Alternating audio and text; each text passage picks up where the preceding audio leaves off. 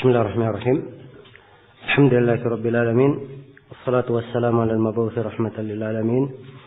Nabiyina Muhammad wa ala alihi wa sahbihi wa man tabi'ahum bi ihsanin ila yaumiddin, amma ba'd.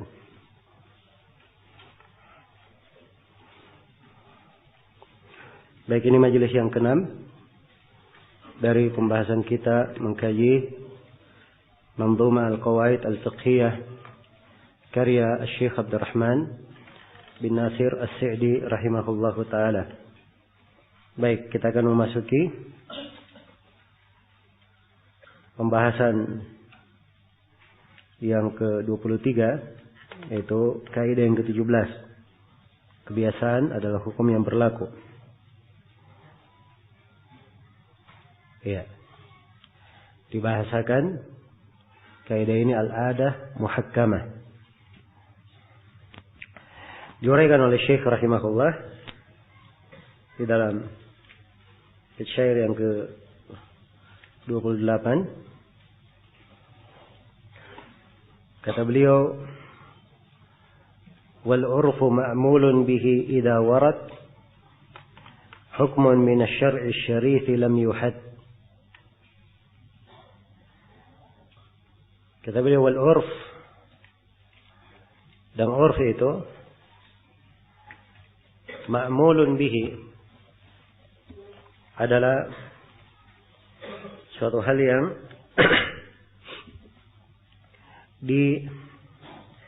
diamalkan. Iya. Idza warad, apabila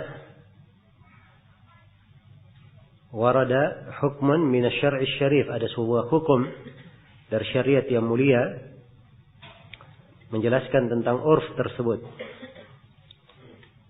menjelaskan tentang hal tersebut, lam yuhad, dan urfnya tidak diberikan tahdid, tidak diberikan batasan. Iya.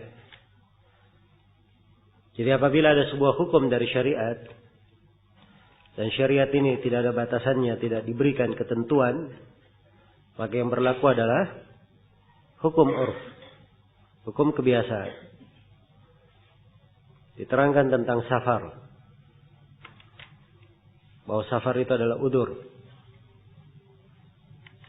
Baik udur yang safar yang dikatakan udur itu berapa jaraknya? Iya. Ini tidak ada ketentuan pasti di dalam syariat yang mendetailkan berapa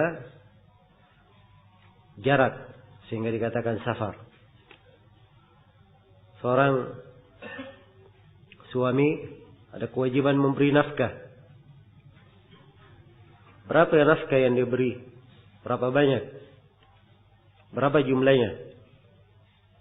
Hanya disebut kewajiban memberi nafkah, tapi tidak diterangkan jumlah dari nafkah tersebut, kadarnya berapa. Ya. Maka dalam hal yang seperti ini, urf yang berlaku, di kebiasaan yang berlaku. Baik. Dan ini kaidah yang disebut oleh para ulama al-adah muhakkamah, bahwa adat itu adalah sebuah hukum yang berlaku. Iya. Tentunya ada perbedaan antara urf dan adat, walaupun dia digunakan untuk makna yang sama di sini. Hanya saja penggunaan adat, kebiasaan, itu lebih luas dari kata urf. Iya. Sebab urf itu adalah suatu hal yang manusia sudah menganggapnya hal yang dimaklumi, perkara yang muta'araf, semua orang paham. Nah, itu urf. Tapi kalau adat, ada yang berkaitan dengan banyak orang, ada yang berkaitan dengan kelompok tertentu, ada yang berkaitan dengan orang tertentu. Itu kebiasaan. Tapi kalau urf, dia kaitannya dengan apa? Kebanyakan orang. Ya, jadi penggunaan kata adat, kebiasaan itu lebih luas. Lebih luas. Sebab memang kata adat itu dari al-mu'awadah, sesuatu yang berulang terus. Berulang. Kalau urf adalah suatu hal yang apa? Hal yang ma'ruf. Hal yang dikenal. Iya. Dan ini kaidah agung tentang masalah bahwa urf itu adalah hukum yang berlaku. Karena banyak dari perkara-perkara syariat, iya, penentuan tentang bagaimana kadarnya dan batasannya itu dijelaskan secara urf. Iya. Jelaskan secara urf. Dan ini kaidah berlaku karena memang diterangkan di dalam Al-Quran dan sunnah Rasulullah sallallahu alaihi wasallam akan kaidah ini. Di antaranya Allah Subhanahu wa taala berfirman, iya. Wa ashiruhunna bil ma'ruf. Dan bermuasyarahlah kalian terhadap keluarga, istri kalian dengan hal yang ma'ruf. Ya, hal yang dikenal secara urf. Nah, jadi muasyarah bagaimana seorang itu berbuat baik kepada istri, bergaul dengan istrinya, sehingga dia dikatakan dengan hal yang ma'ruf, yaitu perkara yang dikenal. Kalau dikatakan batasan, bagaimana batasannya? Ya, apa yang dilakukan oleh suami bersama istri misalnya, tidak ada batasan tertentu. Tapi ini kembali kepada apa? Kebiasaan. Kembali kepada urf. Demikian pula firman Allah Subhanahu wa taala, wa 'alal mauludi lahu rizquhunna wa kiswatuhunna bil ma'ruf. Iya.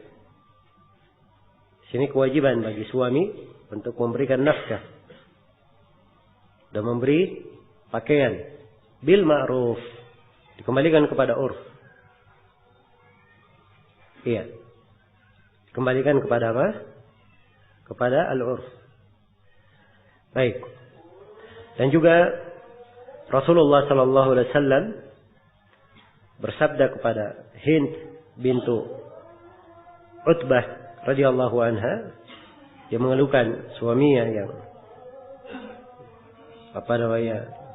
menahan nafkah, tidak memberikan apa yang seharusnya diberikan. Maka kata Nabi, khudi ma yakfiki wa waladaki bil ma'ruf. Ambillah apa yang mencukupimu dan mencukupi anakmu bil ma'ruf, dengan hal yang ma'ruf. Iya. Jadi kalau misalnya kebiasaan di waktu itu seorang istri dia mendapatkan beras misalnya 2 karung dalam sebulan, maka diambil dari keperluan apa yang ada pada suaminya, walaupun tidak minta izin, diambil apa yang merupakan kecukupan nafkahnya secara urf, dikembalikan kepada al-urf. Iya. Maka ini diantara dalil-dalil yang menjelaskan tentang keberlakuan kaidah ini. Iya. Dan juga para ulama menegaskan di dalam ayat, khudil afwa wa'mur bil urf wa'arid anil jahilin. Ambillah rasa maaf, perintahlah dengan al-urf. Iya. Sejumlah ulama menyebutkan bahwa ini adalah dalil tentang beramal dengan apa? Al-urf. Jadi secara umum tentang masalah kaidah ini dan pendalilan-pendalilannya adalah hal yang dimaklumi dan secara umum disepakati oleh para ulama. Iya. Karena itu di pembahasan usul fikih, sesuatu itu dari hukum syariat, yang pertama, kalau ada syariat yang menjelaskannya, maka diambil dari penjelasan apa? Syariat. Dan itu yang dikatakan sebagai hakikat apa? Hakikat syariah. Hakikat syariat. Nah, kalau tidak ada dari penjelasan syariat, maka kembali kepada urf. Dan ini yang dikatakan sebagai apa? Al-hakikat al-urfiyah. Kalau tidak ada dari secara urf, maka kembali kepada apa? Kepada pembahasan secara bahasa. Ya, dan ini disebut sebagai al-haqiqah al-lughawiyah. Dan urf lebih tinggi daripada bahasa. Iya. Sebab mungkin saja ada suatu hal secara bahasa, tapi secara urf tidak seperti itu. Maka urf yang didahulukan. Apa yang datang secara urf didahulukan. Baik.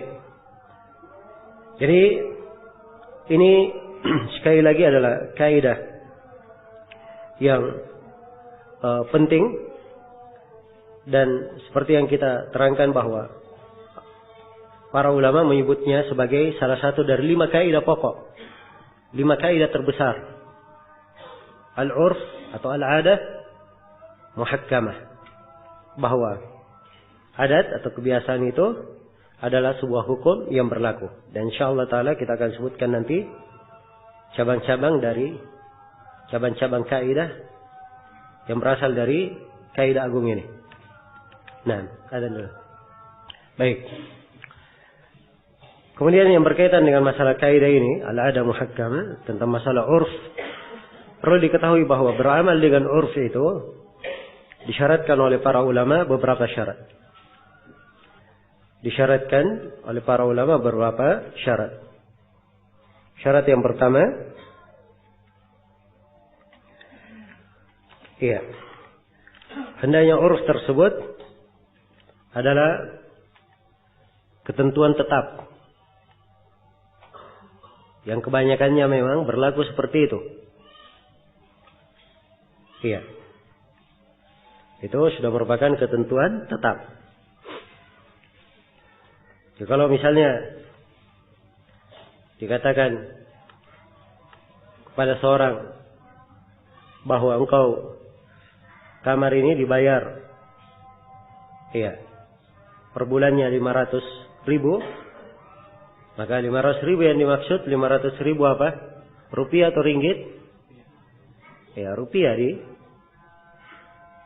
Indonesia ya. Oh sudah, saya sudah bikin akad 500.000.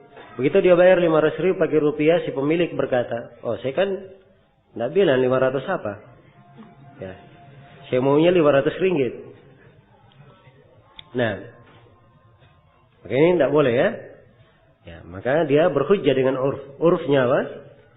Kembali kepada ya apa yang berjalan di masyarakat Indonesia dalam mata uangnya adalah apa?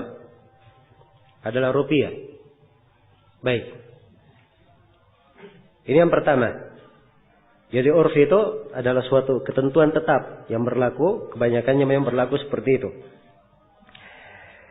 Iya. Kemudian yang kedua, disyaratkan bahwa urf tersebut bukan hal yang menyelisihi syariat. Hal yang menyelisihi syariat. Oh ini pakaian adat. Ya. Ini sudah biasa orang pakai seperti ini. Ya. Tapi kalau pakaiannya nampakkan aurat bagi perempuan, maka ini menyelisih syariat. Karena itu hal tersebut apa? Diharamkan. Oh, kalau bangun rumah seperti ini memang bentuknya, sebab kebanyakan rumah memang seperti ini. Ya. Urfnya orang seperti itu. Ya. Maka ini tidak cocok ya. Sebab hal yang seperti ini bertentangan dengan syariat dari perintah. Perempuan itu menutup apa? Auratnya. Jadi sekali lagi urf itu diamalkan kalau tidak apa? Bertentangan dengan syariat. Sebab kebiasaan yang terjadi di tengah masyarakat, dan itu adalah hal yang keliru, itu perlu diperbaiki, diluruskan. Iya. Kemudian syarat yang ketiga, iya, disyaratkan bahwa urf tersebut adalah urf yang berlaku pada saat itu. Ya, bukan urf yang berlaku di masa dahulu. Ya. Kalau misalnya seorang berkata, oh iya saya ingin beli, saya jual barang ini dengan harga 1.000. Ya, tapi 1.000 yang dimaksud 1.000 di masa apa? Di masa dahulu. Kalau 1.000 masa dahulu mungkin 100.000 sekarang nilainya. Ya, kalau dia beli 1.000 tahun 90, wah itu sudah banyak yang dia belanja. Jelas ya? Apalagi kalau dia pakai di tahun 50, 1.000. Ya. Maka ini harusnya urf yang berjalan di saat itu. Baik. Jadi ini ketentuan yang ketiga, syarat yang ketiga. Ya. Kemudian syarat yang keempat, urf itu tidak bertentangan dengan tasrih, dengan penegasan. Iya. Biasanya kalau ada orang bertamu, sudah disuguhkan makanan di atas meja, ini biasanya untuk apa disuguhkan? Untuk dimakan atau tidak? Untuk dimakan. Urfnya kan seperti itu. Tamu, ya disuguhkan di atas meja, maka ini kebiasaannya adalah untuk apa? Dimakan. Iya. Jelas ya? Dia beramal dengan kebiasaan, tidak apa-apa dia makan. Ya. Tapi kalau si tuan rumah berkata, ini makanan jangan dimakan. Misalnya.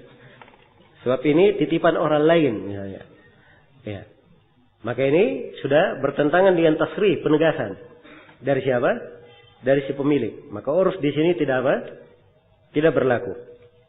Baik, ini contoh ya, contoh ya pendekatan.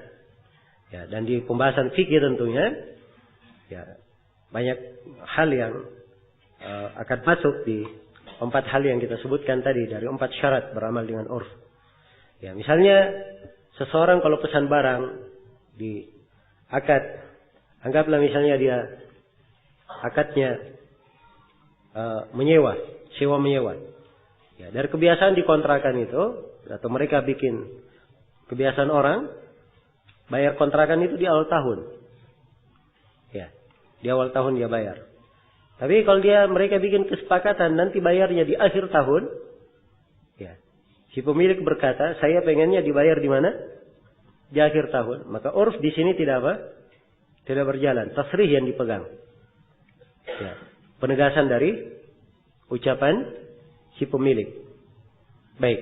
Dan insyaAllah akan kita berikan nanti ya contoh-contoh penerapan kaidah adat muhakkamah ini tentang masalah beramal dengan urf. Baik.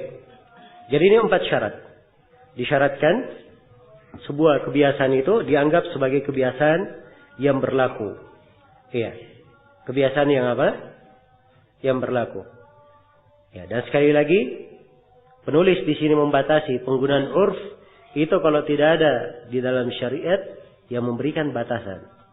Karena itu kata beliau, wal urfu ma'mulun bihi idza warad hukmun min asy-syar'i asy-syarif lam yuhad.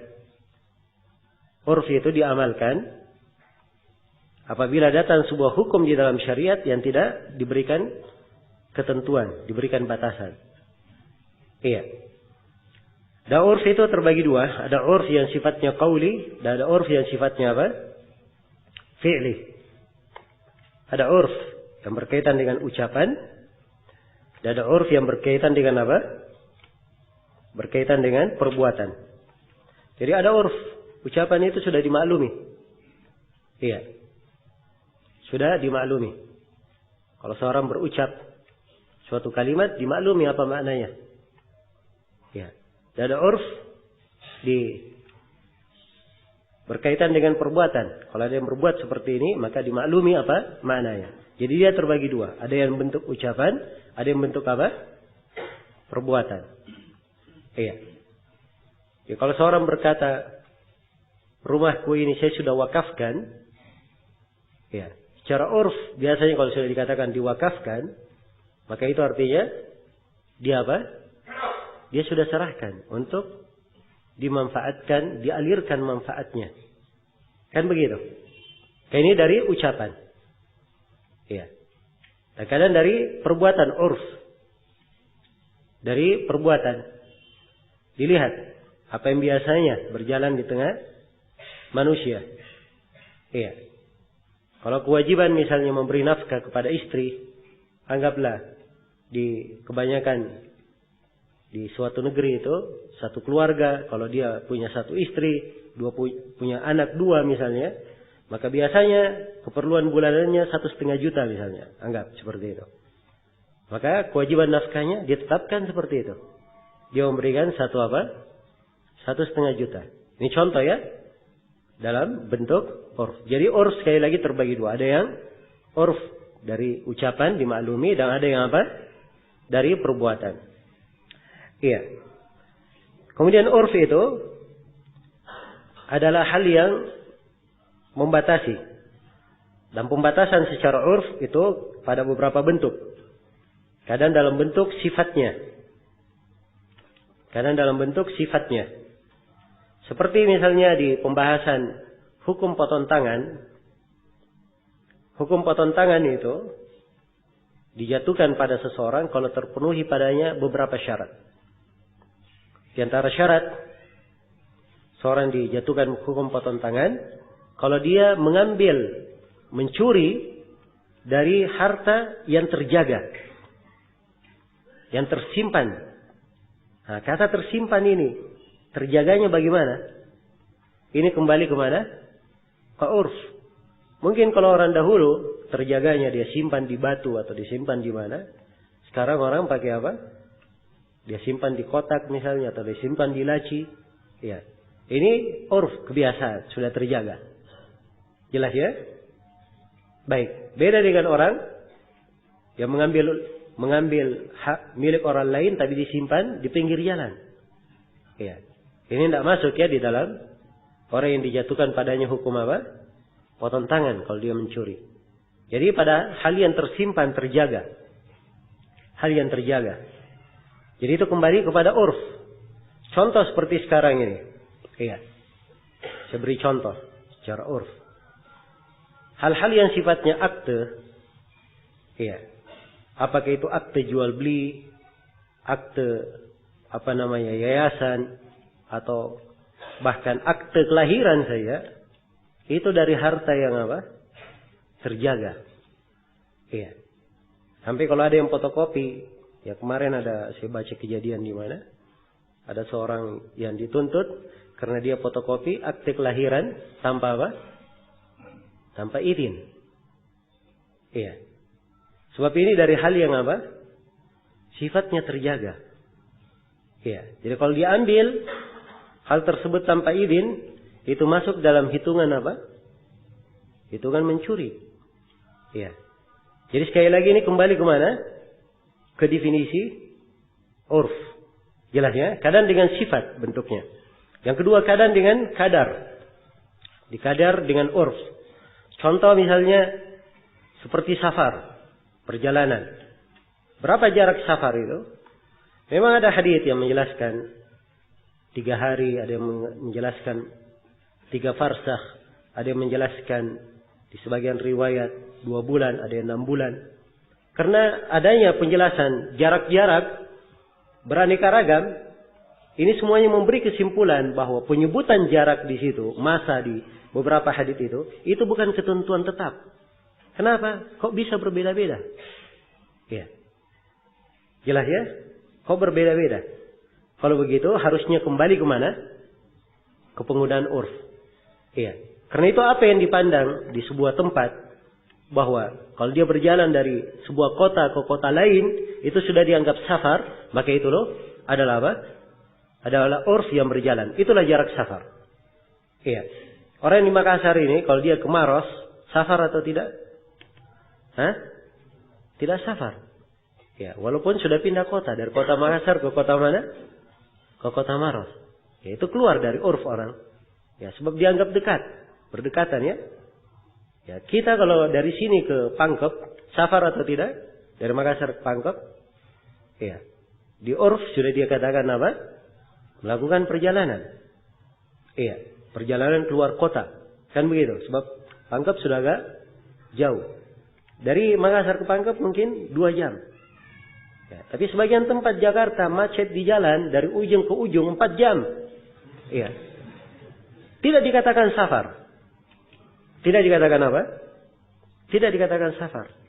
Sebab uruf orang memang seperti itu kebiasaannya. Mau apa lagi? Iya. Jelas ya? Maka ini kembali kepada apa? Urf yang berlaku. Baik. Kemudian urf itu juga kadang pembatasan waktu. Iya. Misalnya kalau seorang berkata, ya, ini barang saya jual kepada engkau, saya beri waktu sampai besok kamu bayar. Jadi katakan saya beri waktu sampai apa? Besok. Apa artinya besok itu? Hah? Besok secara urf adalah ya, waktu yang apa? Yang akan datang. Nah, ya. Dan kalau dikatakan sampai besok, ya, dan dia di pasar, maksudnya besok di sini yaitu ketika pasar apa? Pasar buka. Ya. Jangan dia datang, ya, dia kasih sampai besok, ternyata wah saya tunggu kamu subuh-subuh enggak datang. Ya. Sebab ini bukan waktu apa? Waktu pasar secara urf. Jelas ya? Baik. Kemudian yang keempat, kadang urf itu dibatasi dengan lafaz. Ya, dalam bentuk lafaz. Seperti lafaz dalam akad nikah. Ya, saya nikahkan kamu. Iya. Itu umumnya ya yang dipakai. Ya. Atau kadang dibahasakan dengan bahasa saya jadikan dia sebagai milikmu. Iya. Atau kalimat yang semisal dengan itu. Nah, maka lafaz di sini di dalam urf akad itu kembali kepada di dalam akad, lafaz yang dipakai di dalam akad itu kembali kepada urf. Iya. Jadi tidak mesti kalau seorang menikahkan dia harus memakai zawwattukaha. Ya, pakai kata zawat, saya nikahkan. Boleh dia memakai kata nakahtukaha atau amlaktukaha. Ya, atau yang semisal dengan itu.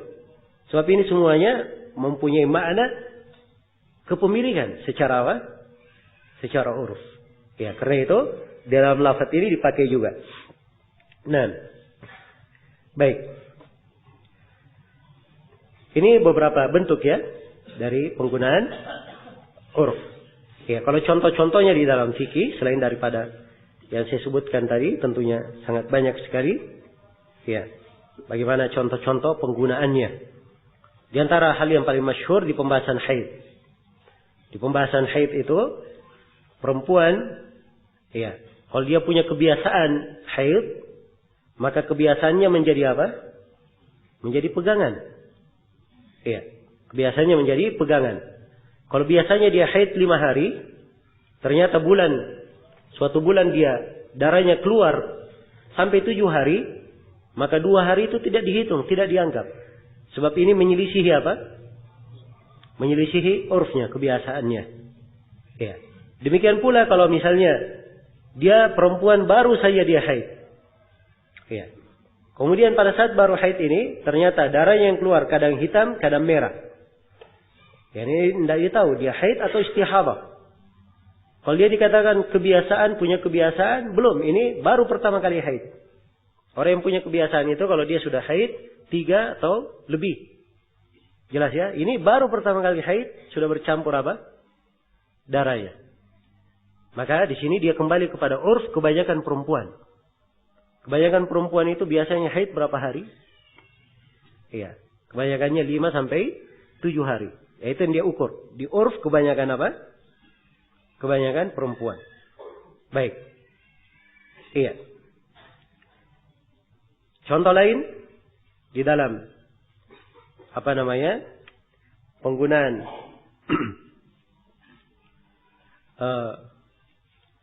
secara urf. Kalau misalnya seorang berkata ini rumah saya jual, ya, maka dimaklumi apa maksud menjual rumah itu. Ya, masuk di dalamnya bangunannya, ya, atapnya, pondasinya, itu semuanya masuk. Jelas ya? Kalau dia berkata saya jual rumah ini, tapi setelah itu dia datang menagih, oh saya mau ambil atapnya. Ya. Karena kemarin yang saya maksudkan rumah itu cuma tembok-temboknya. Ya. Maka ini keluar dari apa? Dari urf. Jelas ya? Demikian pula di pembahasan salam misalnya. Ya, seorang memesan barang. Ya. Dengan jenis yang sudah ditentukan. Ya. Kadar barangnya sudah dipastikan. Ya, dia katakan saya ingin beras ini. Ya, disebut misalnya beras kepala. Orang sudah tahu beras kepala itu apa. Jelas ya? Secara urf. Jadi kalau setelah itu si pedagang ya membawakan pesanan, kemudian dia bawakan jenis beras yang lain. Ya. Apa nama beras yang lain selain beras kepala? Hah? Beras dollar? Anggaplah dia bawa satu jenis barang beras, bukan beras kepala. Dia bawakan ini beras yang kamu pesan. Wah, ini bukan beras kepala. Ya, dia berkata enggak, ini beras kepala menurut saya. Ya. Ya. Ini terima atau tidak? Jawabannya tidak. Ya, menurut dia, tapi menurut kebanyakan orang apa? Ya, tidak. Maka ini sekali lagi, ya, urf di sini dipakai. Ya, dan tentunya kalau kita ingin buka pembahasan ini sangat banyak sekali ya. Ya, karena itu sekali lagi ini kaidah termasuk kaidah yang penting sekali. Ya, dan para ulama membuat cabang-cabang dari kaidah ini. Ya, di antara cabang penting dari kaidah ini, ya, kaidah yang berbunyi al-ma'rufu urfan kal masyruti syartan. Ya, hal yang sudah dimaklumi secara urf itu bagikan syarat yang dipersyaratkan. Bagikan syarat yang dipersyaratkan. Nah, jadi kalau misalnya kalau urf sekarang ini orang yang menginap di hotel, ya, dia bayar atau tidak? Hah? Bayar kan begitu. Namanya saja hotel, tempat apa?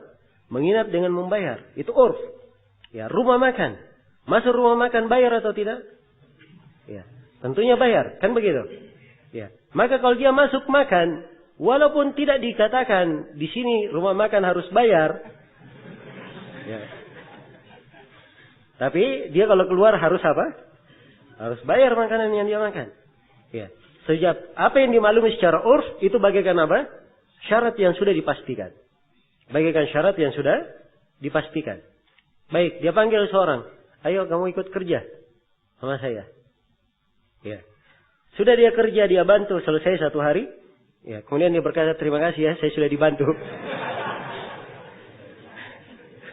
Ya. Jadi dia anggap bahwa itu adalah apa? Adalah bantuan. Ya. Padahal di urf orang itu adalah apa? Ya. Panggilan untuk kerja dengan mendapatkan upah. Maka urf yang dipakai dalam hal ini. Urf yang dipakai. Walaupun dia tidak bicara. Ya, kalau dituntut misalnya mana upahnya? Loh, dari awal kamu tidak bilang upah. Ya. Minta berapa tidak bilang. Ya, tapi sudah dimaklumi orang yang kerjanya demikian, jam kerjanya dari begini sampai begini apa yang dia kerja, itu dimaklumi berapa gajinya orang tahu, walaupun tidak apa? Tidak dikatakan. Iya, berapa gajinya tersebut. Jadi sekali lagi apa yang ma'ruf secara urf itu bagikan syarat yang apa? Yang sudah ditentukan. Syarat yang ditentukan. Baik. Iya. Demikian pula di antara kaidah yang disebut oleh para ulama di sini, ya, ta'yin bil urf ka ta'yin bin nas. Penentuan dengan urf ini ditentukan. Cara urf ini yang dimaksud. Iya. Itu bagikan ta'yin secara nas. Ya, sama saja kalau hal tersebut ada nasnya, menunjukkan itu yang dimaksud. Ya, kalau secara urf sudah ada dikatakan ta'yinnya, ya, yang dimaksud dengan rupiah adalah mata uang milik apa? Penduduk Indonesia. Itu sudah dimaklumi. Ya, jangan dikatakan oh rupiah, ya, yang dimaksud adalah penduduk India yang punya. Ya, jadi dia rubah ya, namanya. Jadi rupiah menjadi apa? Rupiah India. Ya, baik. Nah, maka ini tentunya dengan bentuk ta'yin secara urf itu sama seperti ta'yin secara apa? Nas. Baik, ini diantara kaidah-kaidah dan cabangnya banyak ya, ada belasan cabang kaidah disebut oleh para ulama di sini. Ya, paling tidak ini bisa menggambarkan kepada kita ya bagaimana pentingnya kaidah ini dan diamalkan di kalangan para ulama. Baik, kita berpindah kepada kaidah berikutnya. Iya. Kata beliau rahimahullah, ini kaidah yang keberapa? Ke-18. Ya, suatu menjadi haram bila disegerakan sebelum waktunya. Iya. Kata beliau rahimahullah, mu'ajilul mahduri qabla anihi qad ba'a bil khusrani ma' hirmanihi. Iya. Mu'ajilul mahdur. Orang yang tersegera, orang yang tergesa-gesa melakukan hal yang dilarang, melakukan hal yang diharamkan qabla anihi, sebelum waktunya. Ya, anihi artinya apa? Sebelum waktunya. Asalnya qabla awanihi. Ya. Itu asalnya atau dikatakan qabla ainihi. Iya. Tapi ini wazan syair ya, sehingga Syekh meringkas di sini. Jadi qabla anihi. Nah, qad ba'a bil khusrani ma' firmanihi. Maka dia telah kembali dengan membawa kerugian bersama dengan pengharaman. Dia tidak bisa mendapatkannya. Nah, jadi orang yang mempersegera sesuatu, ya, dia mempersegera sesuatu untuk mendapatkan sesuatu tersebut, ya, sebelum waktunya sesuatu itu dia dapatkan, maka ini akan berakibat dia haram mendapatkan sesuatu itu. Ini kaidah yang dibahasakan oleh para ulama, man ta'ajjala syai' qabla awanihi uqiba bihirmanihi. Iya. Itu lafaz yang biasanya dipakai oleh kebanyakan ulama yang menyebutkan kaidah ini. Iya. Tapi Syekh di sini memberikan lafaz yang lebih detail. Ya, sebab beliau katakan mu'ajilul mahdur, orang yang segera melakukan hal yang dilarang. Sebab ini kaitannya dengan apa? Hal yang dilarang. Adapun kalau perkara yang boleh, perkara yang mubah, nah itu lain lagi. Orang yang mencari hal yang mubah, boleh dia bersegera atau tidak? Ya boleh saja. Tapi ini kaitannya dengan hal yang dilarang. Ya, saya beri contoh. Ya, atau saya terangkan dulu dalil kaidah ini. Dalil kaidah ini adalah sabda Nabi Sallallahu Alaihi Wasallam, la yarithul qatilu syai'an. Orang yang membunuh itu tidak dapat warisan sama sekali. Nah, baik. Sekarang ada seorang anak, dia membunuh ayahnya. Maka akibatnya si anak ini tidak dapat apa? Dapat warisan. Iya. Supaya cepat dia dapat warisan, ya. Dan warisan itu didapatkan dengan apa? Dengan syarat meninggalnya orang yang mewariskan. Kalau sudah pasti dia meninggal, baru ada berlaku hukum apa? Warisan. Ya. Karena dia mempersegera dengan cara yang diharamkan, maka akibatnya dia diharamkan mendapat apa? Mendapat warisan. Demikian pula seorang budak. Kalau dia membunuh tuannya. Sebab tuannya berkata, kalau saya meninggal nanti kamu bebas. Ya.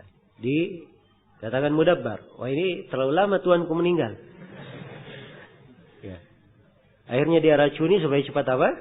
Meninggal. Ini akibatnya dia tidak bebas setelah itu. Dia sebagai budak.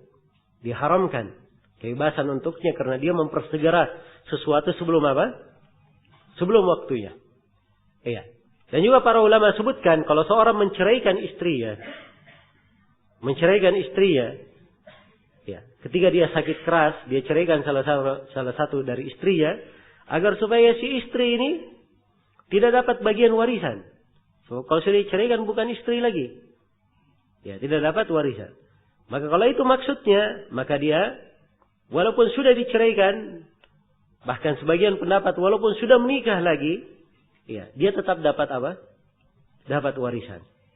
Sebab memang maksud ia menceraikannya adalah untuk membahayakan si perempuan, ya membahayakan si istri tersebut. Baik. Jadi ini kaidah, ya dibangun di atas apa? Di atas hadits ini. Dan perhatikan ya bagaimana para ulama sangat detail sekali mengambil kesimpulan-kesimpulan fikih dan dijadikan sebagai kaidah dipakai di dalam banyak perkara. Nah, sekarang saya beri contoh penggunaan kaidah. Dan para ulama pakai juga kaidah ini.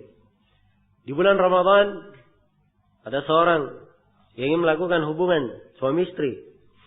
Ya, di siang hari Ramadan. Nah, ini kalau dia langsung hubungan, dia bayar apa? Bayar kafarah. Maka caranya dia makan dulu, minum dulu, ya dia batalkan dulu puasanya. Ya, setelah itu batal, baru dia melakukan hubungan. Ya, kalau ditanya, oh saya tidak bayar kafarah, memang saya asalnya tidak apa? Tidak puasa. Ya, asalnya tidak puasa. Kalau ini terjadi, maka apa? Kaidah berlaku. Man ta'ajjala syai' qabla awanihi uqiba bihirmanihi. Akibatnya dia tetap wajib bayar kafarah. Dia tetap wajib apa? Bayar kafarah. Ya, jelas sampai sini? Baik, maka ini diantara cabang-cabang dari kaidah ya. Ya, cabang-cabang dari kaidah. Saya kira saya sudah sebutkan beberapa contoh yang bisa memperjelas kaidah ini. Iya. Baik. Selesai sudah dari pembahasan kaidah. Ya, dan cabang-cabang permasalahan dari kaidah itu saya kira adalah hal yang dimaklumi ya. Dan kita di pelajaran ini hanya menyebut contoh-contoh sekadar menjelaskan kaidah saja, tidak meluas di dalamnya. So, penyebutan contoh itu ini artinya kita masuk di pembahasan apa? Di pembahasan fikihnya nanti. Iya. Dan memang dari sejumlah para ulama yang membahas tentang kawaid, ada yang merinci kadang pada sebagian pembahasan. Seperti Suyuti, kadang kalau dia sebutkan satu kaidah, dia rinci seluruh cabang kaidah tersebut di dalam buku fikih, tapi rincian ringkas saja. Ya, tapi itu bermanfaat ya bagi orang yang memahaminya. Nah, demikian pula Ibnu Rajab. Beliau sebutkan kaidah di dalam kawaidnya dan beliau rinci semua arah pembahasan fikih yang ada di mazhab Hambali. Karena itu kaidah Ibnu Rajab ini termasuk buku apa? Buku yang sangat penting sekali. Ya, seorang akan bisa memahaminya kalau dia sudah mempelajari, punya dasar-dasar tentang kawaid ilmu fikih, kaidah-kaidah fikih, dan dia sudah belajar fikih dari awal sampai akhir. Ya, dia baca buku Ibnu Rajab baru bisa apa? Dia memahami dengan mudah. Iya. Baik. Karena itu memang di dalam belajar ya perlu ada tahapan-tahapan. Ada hal-hal yang dipelajari.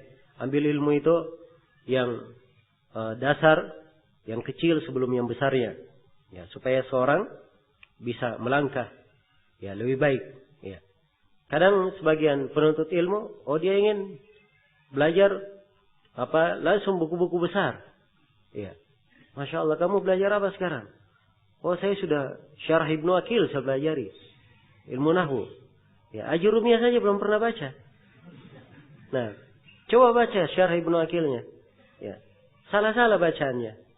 Nah, dan ini termasuk penyakit ya pada penuntut ilmu. Ya, terlalu ingin masuk ke dalam hal-hal yang seharusnya belum sampai dia ke sana. Ya, dan biasanya menempuh jalan seperti ini itu hasil dari apa yang dia pelajari, itu banyak kekacauan biasanya. Ya. Banyak kekacauan. Nah, ini kita saksikan pada sejumlah orang yang memang kadang tabiatnya seperti itu. Ya. Dan kadang kita lihat dan di banyak keadaan Syekh Mukbil kadang menegur di dalam masjid itu sebagian orang. Ya. Kadang Masya Allah dia bikin takhrij, pembahasan hadits, pembahasan ini sahih, ini dhaif. Ya, dia belajar mustalah baru sampai Nushatun Nadhar saja dia belajar. Ya. Bagaimana caranya dia bisa memberikan hukum-hukum yang detail kalau dia belum mempelajari buku-buku yang besar. Nah, buku-buku yang besar. Nah, inilah diantara hal yang keliru di dalam cara belajar. Karena itu diperbaiki ya, cara belajar diambil dari yang kecil. Seorang membangun kaidah itu, ya membangun sisi keilmuannya dengan pondasi yang kuat agar supaya bangunan-bangunan yang dibangun di atasnya juga menjadi kuat. Ya, semoga Allah Subhanahu wa taala memberi taufik dan inayahnya kepada kita semua. Baik. Selesai sudah pembahasan dari kaidah ini. Kita berpindah kepada kaidah yang lainnya. Iya. Kaidah yang ke berapa? Ke-19. Iya. Larangan yang mengacu kepada zat atau syarat adalah bermakna kerusakan hal yang dilarang. Itu kaidah yang keberapa? Ke-19. Kata Syekh rahimahullah, wa in atat tahrimu fi nafsil amal aw syartihi fadhu fasadin wa khalal. Ya. Kata Syekh dalam bait syair yang ke-30, apabila pengharaman datang pada amalan itu sendiri, pada zat amalan itu sendiri, atau pengharamannya pada syaratnya, maka larangan di situ bermakna, mengandung makna rusaknya hal yang dilarang, atau bermakna khalal. Ya, tidak beres, tidak dianggap lagi hal yang dilarang tersebut. Nah, baik. Ini dibawakan di sini oleh Syekh rahimahullah, penulis. Dan ini sebenarnya di pembahasan di kaidah usul fikih lebih tepat. Ya. Pembahasan ini bukan di qawaid fiqhiyah, tapi di pembahasan apa? Kaidah usul fikih lebih tepat. Walaupun banyak dari ulama yang menyebutnya di qawaid, tapi kalau dimasukkan ke usul fikih, ini memang pembahasan iqtida'ul amr. Ya, konsekuensi dari perintah itu apa? Apa iqtida'un nahi? Konsekuensi dari larangan itu apa? Apakah larangan memberikan makna rusaknya yang dilarang atau tidak? Nah, dan kesimpulan di dalam pembahasan ini, Syekh rahimahullah menyimpulkan bahwa sesuatu yang dilarang itu, kata beliau, bermakna rusaknya hal yang dilarang kalau larangannya kembali kepada zat yang dilarang. Kembali kepada zatnya atau kembali kepada syaratnya. Kembali kepada syaratnya. Adapun kalau dia kembali kepada perkara di luar dari larangan, maka ini tidak ada masalah. Tidak ada masalah.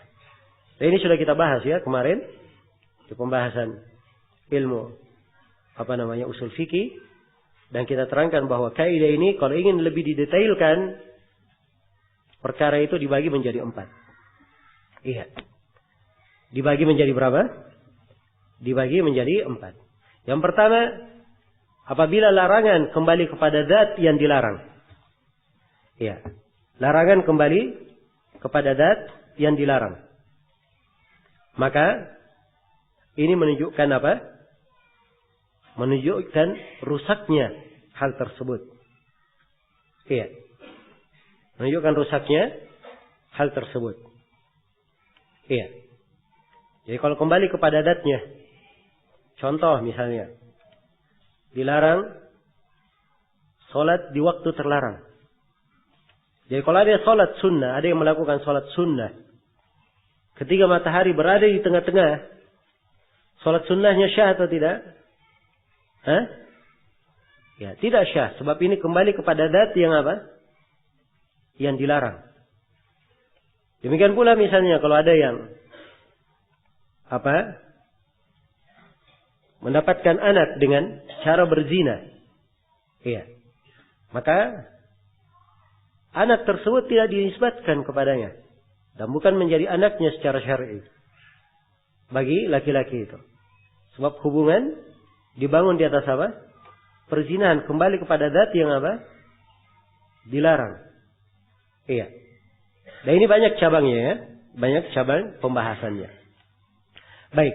Jadi ini yang pertama. Kalau larangan kembali kepada zat yang dilarang, amalan itu apa? Amalan itu batal, tidak syah, rusak. Yang kedua, apabila larangan itu kembali kepada syaratnya. Iya. Syarat yang dimaksud di sini syarat yang merupakan khusus pada larangan tersebut. Maka ini juga sama dengan yang pertama, batal amalannya. Contoh, ya, salat di kandang unta. Ada larangan atau tidak? Hah? Ya, Nabi melarang. La tusallu fi mawatinil ibil. Jangan kalian salat di kandang-kandang apa? Unta. Iya.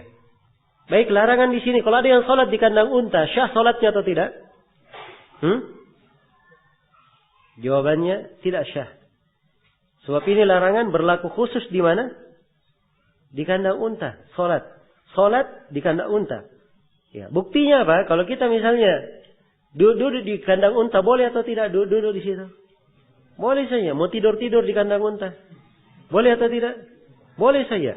Berarti ini larangan memang khusus untuk sholat di mana? Di kandang unta. Jelas ya? Maka ini menunjukkan batilnya, ya, tidak syahnya apa? Sholat di situ. Ya. Kemudian yang ketiga, kalau larangan itu kembali kepada syarat, tapi bukan hal yang khusus pada apa yang dilarang. Iya. Ala wajhin la yakhtassu bihi, dengan bentuk yang tidak khusus pada larangan itu. Contoh, seorang sholat menggunakan sutra. Iya. Sekarang saya tanya, pakai sutra itu dilarang kapan? Di sholat saya? Hah? Pakai sutra bagi laki-laki. Haramnya kapan? Di sholat saya? Tidak, di semua keadaan diharamkan. Kan begitu? Iya. Di semua keadaan. Jadi kalau dia pakai sutra ini untuk sholat, syah sholatnya atau tidak? Nah ini letak silam pendapat di kalangan para ulama yang ketiga ini. Iya. Letak silam pendapat. Jadi kalau antum ketemukan, misalnya sebagian ulama berkata batal, sebagian ulama berkata tidak batal, itu jangan heran. Sebab memang ini letak silam pendapat. Ya, dan memang guru-guru kita ada dua pendapat dalam hal ini. Ada yang menguatkan ya, batalnya, ada yang menguatkan apa? Tidak batalnya. Tapi yang benarnya bahwa ini ya, adalah hal yang tidak membatalkan. Sebab dia tidak khusus berkaitan dengan apa? Dengan ibadah tersebut. Ya. Seakan-akan dianggap sebagai perkara di luar darinya. Baik. Jadi ini keadaan yang keberapa? Keadaan yang ketiga. Ya. Dan keadaan yang keempat, kalau larangan tersebut kembali kepada hal yang di luar, tidak pada zat yang dilarang, tidak pula pada syaratnya, tapi di luar, tidak ada hubungannya. Ya. Contoh misalnya. Iya.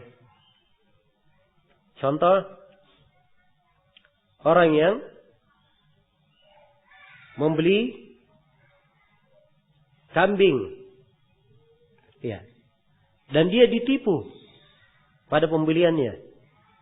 Jadi dia datang ke pasar, dia lihat kambing, oh saya mau kambing yang banyak susunya supaya bisa diperah. Rupanya si penjual kambing ini, ya, kambing tersebut sudah 5 hari tidak diperah susunya. Sengaja supaya kelihatan apa? Kelihatan besar. Ya. Padahal sebenarnya kalau tiap hari diperah, ya mungkin yang keluar sedikit saja. Yang keluar. Nah, begitu dilihat kambingnya, wah Masya Allah. Oh ini kelihatannya banyak susunya ini. Dibawa kambingnya. Begitu pulang ke rumah baru diperah sekali. Setelah itu tidak keluar lagi. Ya. Ini hukum jual belinya apa? Syah atau tidak? Ini perkara di luar akad. Akad jual beli tidak ada kaitannya dengan masalah apa? Susunya benar atau tidak? Ya, jelas ya. Tapi akadnya sudah apa? Sudah berjalan. Ya, maka ini jual belinya sudah syah. Hanya saja orang yang membeli ini dia punya hak untuk mengembalikan.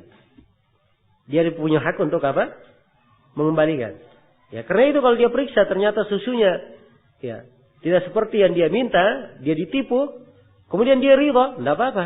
Kambing itu masih tetap apa? Sebagai miliknya. Tapi kalau dia tidak ridha, maka boleh dia kembalikan kambing itu, ditambah dengan dia membayar 1 sok kurma. Ya, sebagai apa? Imbalan dari apa? Susu yang dia perah itu. Ganti sebagai susu yang perah. Jadi ambil uangnya, kemudian dikembalikan kambing, dia kasih 1 sok apa? 1 sok kurma. Ya, atau bisa dinilai dengan apa yang semisal dengannya. Apa yang semisal dengan kurma tersebut. Baik. Ini 4 ya. Kaidah di dalam masalah larangan. Jadi pengharaman, kalau dia, saya ulangi, pengharaman. Kalau dia kembali kepada zat yang dilarang, ini mana pengharaman bermana apa? Rusaknya yang apa? Yang terlarang. Yang kedua, kalau pengharaman kembali kepada syarat yang merupakan kekhususan pada hal itu, ini bermana apa? Bermana rusaknya yang dilarang. Sama dengan yang pertama. Kemudian yang ketiga, kalau larangan tersebut kembali kepada syarat. Bukan hal yang khusus pada syarat itu. Iya, maka ini apa tadi? Ini ada silang pendapat. Ada lebih kuatnya apa? Iya, tidak merusaknya. Tetap syah saja. Dan yang keempat, kalau larangan itu kembali kepada hal yang di luar dari apa yang dilarang, maka ini juga tidak merusak hal tersebut. Ya, dia tetap syah. Baik, selesai ya. Jadi ini kesimpulan di dalam pembahasan. Cabang-cabangnya ya sangat banyak. Kalau ingin diuraikan satu persatu dari 4 ini, tapi itu kesimpulannya. Iya. Kalau Syekh Ibnu Utsaimin sudah kita terangkan kemarinnya bahwa di Al-Usul min Ilmul Usul beliau memberikan rincian, tapi di buku beliau yang lain beliau berikan rincian lebih luas lagi. Ya, dan rincian terbagi 4 yang saya sebutkan tadi itu disebut oleh Ibnu Rajab di dalam kawaidnya. Sebab ini kaidah disebut oleh Ibnu Rajab di kaidah yang ke-9 dari kaidah-kaidah yang beliau terangkan.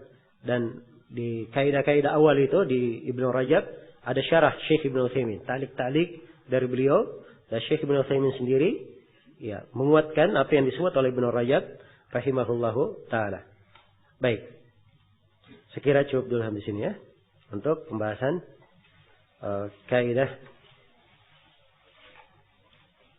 Ya, alhamdulillah kita sudah masuk kaidah yang keberapa tadi? Yang ke-19.